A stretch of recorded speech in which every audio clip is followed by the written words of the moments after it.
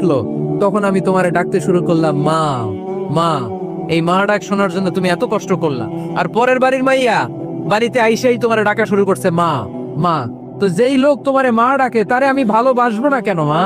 আমার মুখের মা ডাক শোনার জন্য তুমি এত কষ্ট করলা, আহ কি কষ্ট। আর পরের বাড়ির চিনি না জানি না এক মেয়ে এসেই তোমারে ডাকা শুরু করছে মা মা। তো যে আমার মারে মা ডাকে তার স্থান তো আমার হৃদয়ে। আজকের এই চমৎকার রজনীতে কিছু টিপস, কিছু ফর্মুলা আপনাদের সাথে শেয়ার করবো। এই ফর্মুলাগুলো আমাদের পরিবারে অ্যাপ্লাই করলে দেখবেন এমনি শান্তি চলে আসছে কোরআন সুন্নাহর আলোকে। কারণ কোরআন আছে যেখানে শান্তি আছে, সুন্নাহ আছে যেখানে শান্তি আছে। কিভাবে পরিবারে শান্তি আসবে? অনেকে বলে হুজুর শান্তি নাই, ঘরটার ভেতরে ঢুকতেই মনে চায় না, সারা দুনিয়া ঘুরে বেড়াই, ভাল লাগে, ঘরে ঢুকলেই জাহান্নাম। আছে না নাই? আমরা চাই না আমার ঘর জাহান্নামের টুকরা হোক, আমরা চাই আমার ঘর শান্তি আর ভালোবাসায় ভরপুর থাক, তাই না? কি করে ঘরে শান্তি আনবেন পাড়াডগারের ভাইরা? আজকের এই আলোচনার পরে আমাদের পাড়াডগারে থাকবে শুধু শান্তি আর শান্তি। ঘরে শান্তি আনার প্রথম মাধ্যম হচ্ছে ঘরে ঢুকেই সালাম দিবেন। এখন মারামারি লাগবে কে আগে দিবে, আই না হেতি? হেতি কইব আন্নে দেন, আর আন্নে কইবেন হেতি দেখ। ঠেলাঠেলি আছে না নাই? এই ইগো প্রবলেম আমাদেরকে শেষ করে দিবে। Ego, dominating attitude. কে বড়? কেউ বড় না, বড় একজন, তিনি কে? এজন্য আমরা পড়ি আল্লাহু আকবার। আকবার মানে কি? আকবার মানে তিনি সবচেয়ে বড়। তো শান্তি আনার প্রথম ফর্মুলা হচ্ছে শান্তির বাণী ঘরে ঢুকাইতে হবে। এখন ঘরে শান্তির বাণী ঢুকান না, শান্তি আসবে কোত্থেকে? সালাম অর্থ কি? কথা বলেন। সালাম সালাম হাজার সালাম সকল শহীদ স্মরণে, আমার হৃদয় রেখে যেতে চাই তাদের স্মৃতির চরণে। পড়েন আমিন।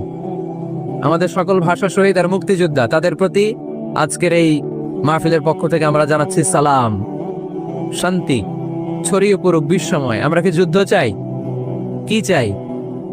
তো শান্তির বাণীটাকে ঘরে ঢুকান, দেখবেন দরদর করে শান্তি নেমে আসতেছে। তাহলে পরিবারে শান্তি আনার প্রথম টিপস হচ্ছে ঘরে ঢুকে আগে কি দিবেন? সবাই বলেন কি দিবেন? রব্বুল আলামিন বলেন ফাইদা দাখালতুম বুয়ুতা ফাসাল্লিমু আলা আনফুসিকুম তাহিয়াতাম মিন ইনদিল্লাহি মুবারাকাতান তাইয়্যিবা। অবিশ্বাসীরা শোনো শোনো, তোমরা যখন তোমাদের ঘরে প্রবেশ করবে, ঘরে প্রবেশ করার পর সর্বপ্রথম তোমার যে কাজ, প্রথম কাজটা হলো ঘরের মধ্যে যারা আছে সবাইকে সালাম দিয়ে দাও। কি দিয়ে দাও? সাল্লিমু আলা আনফুসিকুম, একে অপরকে সালাম দাও। তাহিয়াতাম মিন ইনদিল্লাহ, এটা আল্লাহর পক্ষ থেকে অভিবাদন পদ্ধতি। মুবারাকাতান তাইয়্যিবা, এর চেয়ে বরকতময় বাণী, এর চেয়ে পবিত্র বাণী আর হতে পারে? কি সুন্দর বাণী! আসসালামু আলাইকুম ওয়া রাহমাতুল্লাহ। ইউরোপিয়ানরা বলে গুড মর্নিং, গুড ইভিনিং, আছে না নাই? গুড মর্নিং মানে কি? শুভ সকাল, ঠিক কিনা? গুড ইভিনিং মানে কি? শুভ সন্ধ্যা। পৃথিবীর অনেক জায়গা আছে যেখানে কোনো সকাল নাই, যেখানে কোনো সন্ধ্যা নাই। এরকম জায়গা আছে না নাই? আপনারা ভূগোল পড়ছেন না? এই পৃথিবীর এমন এমন জায়গা আছে যেখানে 6 মাস দিন, ওইখানে রাত নাই, তো এখানে গুড ইভিনিং আসলো কোত্থেকে? কথা বলেন। আরেক জায়গা আছে 6 মাস রাত, কোনো সকাল নাই, তো এখানে গুড মর্নিং বলা যাবে? কিন্তু সালাম এটা সব জায়গায় বলার সুযোগ আছে না নাই? এজন্য শান্তি যদি ঘরে ঢুকাতে চাই, ঘরে ঢুকেই প্রথমে ঘরে ঢুকেই সালাম। আমি আপনাদেরকে সালাম দিচ্ছি, উত্তর দেন। আসসালামু আলাইকুম ওয়া রাহমাতুল্লাহ। এবার আপনারা সালাম দেন, আমি উত্তর দিব। ওয়ালাইকুম আসসালাম ওয়া রাহমাতুল্লাহ। এই তো শান্তি চলে আসছে। আলহামদুলিল্লাহ পড়বেন না? আজকে মাহফিল শেষেই অ্যাকশন অ্যাকশন, ডাইরেক্ট। আজকে থেকে ডাইরেক্ট অ্যাকশন, দেরি করা যাবে না। ভালো হয়ে যাব হুজুর, ভালো হয়ে যাব। কালকে থেকে শুরু করো হুজুর, কালকে থেকে। ওই কালকে ওর জীবনে আর আসে নাই, চিল্লা এখন, ঠিক কিনা? ভালো হয়ে যাব বলে অনেক লোক কবরে পড়ে আছে। আগামীকাল থেকে নামাজ ধরবো বলে বলে বসে থাকা লোকগুলো এরকম কবরে পড়ে আছে, ওদের জীবনে আগামীকাল আর আসে নাই। ভালো হবো কখন? এখন থেকে, আজকে থেকেই সালামের প্র্যাকটিসের দরকার আছে না নাই? এজন্য ওয়াজের মাঝখানে একটু প্র্যাকটিস করাই নিলাম। ঘরে ঢুকেই আগে সালাম দিবেন। আপনি আগে দিবেন, ভাবি পরে দেখ, অসুবিধা নাই, ঠিক কিনা? আর ভাবি যদি আগে দিতে পারে তাও সমস্যা নাই। আপনি ভাবিকে সালাম দিচ্ছেন, ভাবি আপনাকে দিচ্ছে। আপনাদের এই প্রতিযোগিতা দেখে বাচ্চারা কি শিখবে? কি শিখবে? সালাম দিতে হবে, ঠিক কিনা? তা আসুন ঘটকারে আমরা শান্তিময় করি, সালাম দিন আর সালামাতে থাকুন। আমি সব সময় বলি সালাম দিন আর সালামাতে থাকুন। তো আল্লাহ বললেন নিজের ঘরে যদি প্রবেশ করো ঢুকেই সালাম দাও। এবার অন্যের ঘরে যদি প্রবেশ করেন ওইখানে তো সালামের দরকার নাই, না? দরকার আছে না নাই? এজন্য রব্বুল আলামিন বলেন ইয়া আইয়ুহাল্লাযীনা আমানু লা তাদখুলু বুয়ুতান গায়রা বুয়ুতিকুম হাত্তা তাস্তানিসু ওয়া তুসাল্লিমু আলা আহলিহা। ও আমার বিশ্বাসী বান্দারা, শোনো শোনো, অন্য কারো বাড়িতে যদি প্রবেশ করো, প্রবেশ করার আগে খবরদার আগে অনুমতি নাও, অনুমতি নেওয়ার পরে সালাম দিয়ে দাও। অন্যের ঘরে প্রবেশ করলে আরো বেশি প্রসিডিউর বেশি, প্রথমে আগে অনুমতি নেবেন তারপরে কি দিবেন। তাহলে নিজের ঘরে হোক অন্যের ঘরে হোক, ঘরে ঢুকে আমরা কি দিব? আওয়াজ করে বলতে হবে মুসলমান, ঘরে ঢুকে কি দিব? সালাম। আল্লাহর হাবিব সাল্লাল্লাহু আলাইহি ওয়াসাল্লাম সহিহ মুসলিমের হাদিস, তিনি বললেন আওয়ালা আদুল্লুকুম আলা শাই ইযা ফাআলতুমুহু তাহাবাবতুম। আমি কি তোমাদের এমন একটা আমলের কথা বলবো না যেটা তোমরা প্র্যাকটিস করলে একে অপরের মধ্যে ভালোবাসা বেড়ে যাবে? সাহাবারা বলল ইয়া রাসূলুল্লাহ বলেন সে আমলটা কি? আল্লাহর হাবিব সাল্লাল্লাহু আলাইহি ওয়াসাল্লাম বললেন আফশু সালামা বাইনাকুম, নিজেদের মধ্যে সালামের প্র্যাকটিস করো, দেখা হলে আগে সালাম দিয়ে দাও। আল বাদিউ বিসসালামি বারিউম মিনাল কিবর, আগে আগে যে সালাম দেয় তার অন্তর থেকে অহংকার মুক্ত করে দেয় কে?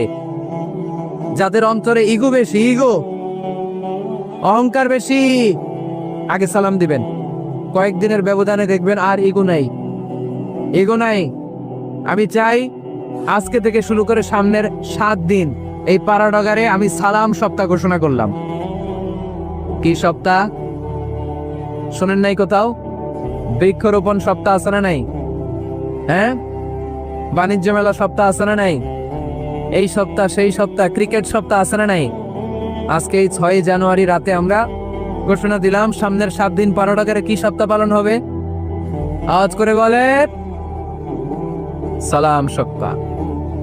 সাইয়েদনা আদম আলাইহিস সালামকে যখন আল্লাহ তাআলা তৈরি করলেন, লাম্মা খালাকাল্লাহু আদামা ওয়া কানা তুলুহু 60 যিরাআন। এই কি হইছে আবার? এইখানেই তোমাদের ধাক্কাধাক্কি করা লাগবে, এই জায়গাটাই লাগবে না? পিছনে যেহেতু তোমরা শুনতে পারো ওদের মতো, এই যে ছাদে উঠে আওয়াজ করবো না, আওয়াজ করবো না। খুব বেশি বিশৃঙ্খলা হয়ে গেল আজকে। আমি চাইবো কেউ কথা বলবে না। আমি যে কথা কন্টিনিউ করতেছি কষ্ট হচ্ছে, সাউন্ড কিন্তু আসতেছে আমার কানে। একটা সাউন্ড হলে আলোচক কথা বলতে পারে না। এটা যদি আপনারা না বুঝেন আমরা কথা বলবো কি করে? আওয়াজ হবে না। আদম আলাইহিস সালামকে যখন আল্লাহ তাআলা বানালেন 60 হাত লম্বা বানালেন। কয় হাত লম্বা? আমরাও যখন জান্নাতে যাব আমাদেরকে 60 হাত লম্বা করে জান্নাতে ঢুকাবে কে? সুবহানাল্লাহ পড়বেন না? আদম আলাইহিস সালামকে তৈরির পরই আল্লাহ বলেন আদম জিকির করো, আদম সিজদা দাও, আদম নামাজ পড়ো। আল্লাহ প্রথম যে অর্ডারটা করেছেন সেটা হচ্ছে সাল্লিম, আদম সালাম দাও। আগে যে সালাম দেয় তার অন্তর থেকে অহংকার মুক্ত করে দেয় কে? আল্লাহ। একটা মাত্র অহংকারের কারণে ইবলিস সে হয়েছে জাহান্নামীদের সর্দার। আল্লাহ চেয়েছেন এই অহংকার যেন আদমের হৃদয়ে বাসা না বাঁধে, তাই হৃদয় থেকে অহংকার তুলে দেওয়ার জন্য প্রথমেই আল্লাহ তাআলা আদম আলাইহিস সালামকে সালামের প্রশিক্ষণ দিয়ে দিলেন। পড়েন সুবহানাল্লাহ। সাইয়েদনা আদমকে তৈরির পরে আল্লাহ বললেন আদম সাল্লিম আলা উলাইকান নাফার। ও আদম, সিজদা দেওয়ার দরকার নাই, জিকির করার দরকার নাই, অন্য কিছু করার দরকার নাই। সৃষ্টি করার পরে তোমার প্রতি আমার প্রথম আদেশ হলো ফেরেশতাদেরকে মুহূর্তেই তুমি সালাম দিয়ে দাও। কি দিয়ে দাও? আদম আলাইহিস সালাম আদেশ আসা মাত্রই সালাম দিলেন, মুহূর্তেই আদম আলাইহিস সালামের হৃদয় থেকে অহংকার দূর করে দিল কে? এজন্য আমরা আগে আগে সালাম দিব, আগে আগে। মুরব্বীরা বাচ্চাদেরকে দিবেন, বাচ্চারা মুরব্বীদেরকে দিবেন, স্বামী স্ত্রীকে, বাবা ছেলেকে। অনেক মুরব্বীরা বসে থাকে, আমি মুরব্বী আমি দিমু কেন, ও আমারে দিব, বেয়াদব। না, এগুলো বললেন না। বেয়াদব না বলে একটা কাজ করবে, বেয়াদব না বলে আপনি সালাম দিয়ে দিবেন। বেয়াদব না বলে কি বলবেন? সালাম দিয়ে দিবেন। দেখবেন বারবার যখন সালাম দিবেন বাচ্চাটা বা ছেলেটা লজ্জায় পরে কিছুদিন পরে ওই বাচ্চাই আপনার আগে সালাম দেওয়া শুরু করবে, ঠিক কিনা? আমরা বদলা নিব না, আমরা বদলে দিব। মুসলমানরা কি বদলা নেয়? কি করে? বদলে দেয়। আমরা বদলা নেই না, আমরা বদলে দেই, ঠিক কি না? আমাদের আচরণে, আমাদের বিনয় দিয়ে, আমাদের ভালোবাসা দিয়ে আমরা বদলে দিব। আমাদের ভালোবাসার কাছে হেরে যাবে গোটা পৃথিবী, জিতে যাবে আমাদের ভালোবাসা। চিল্লায় বলেন ঠিক কিনা? আগে সালাম দেন, আগে আগে সালাম দিবেন। জান্নাতীরা যখন জান্নাতে ঢুকবে, ফেরেশতারা প্রত্যেক গেটে খালি বলবে সালাম সালাম সালাম, আল্লাহু আকবার। জান্নাতীরা যখন জান্নাতে ঢুকবে, ফেরেশতারা বলবে সালামুন আলাইকুম তিবতুম ফাদখুলুহা খালিদিন। ও জান্নাতীরা, জান্নাতে প্রবেশ করেন, আল্লাহর পক্ষ থেকে আপনাদের জন্য রইল সালাম। আপনাদের জন্য কি? তাহলে জান্নাতে একে অপরের সাথে দেখা হলে সেখানে কি দেয়া হবে? সালাম। তাই নিজের পরিবারে যারা জান্নাতের আমেজ উপভোগ করতে চান, তারা সালাম দিন। পরিবারটারে যারা জান্নাতি বানাতে চান, ঘরে ঢুকেই কি দিবেন? সালাম দিন আর সালামাতে থাকুন। প্রথম ফর্মুলা বুঝতে পারছেন? ঘরে শান্তি আনার প্রথম ফর্মুলা কি? আওয়াজ করে বলতে হবে, সেটা কি? 2 নম্বর ফর্মুলা। ঘরে যারা সুখ শান্তি রাখতে চান, ঘরের মধ্যে কোনো ছবি টাঙিয়ে রাখা যাবে না। যাবে? মূর্তি রাখা যাবে না। যাবে? মুসনাদে আহমদ ইবনে হাম্বলের হাদিস, আল্লাহ রাসূল সাল্লাল্লাহু আলাইহি ওয়াসাল্লাম বলেন, লা ইন্নাল মালাইকাতা লা তাদখুলু বাইতান ফীহি তামাসিল ওয়া সূরা।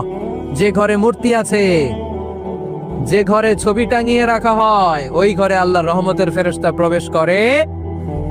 চিপায় চাপায় কোনো ছোটখাটো ছবি থাকলে ওটা ভিন্ন কথা, কিন্তু বড় করে টাঙিয়ে রাখা যাবে? আব্বা আম্মা মরে গেছে, অনেকে আব্বা আম্মার ছবি টাঙায় রাখে, রাখা যাবে? আজকে নামায় ফেলবেন, পারা যাবে তো? আচ্ছা। অনেকে বিয়ের ছবি বাঁধায় রাখে, বাঁধায়া ঘরে ঝুলায় রাখে। স্মৃতি, স্মৃতি রাখবার চায়। কি রাখবার চায়? না, স্মৃতি এইখানে রাখেন, ছবি নামিয়ে ফেলবেন। নেতা নেত্রীর ছবি অনেকে টাঙিয়ে রাখে, আছে না নাই?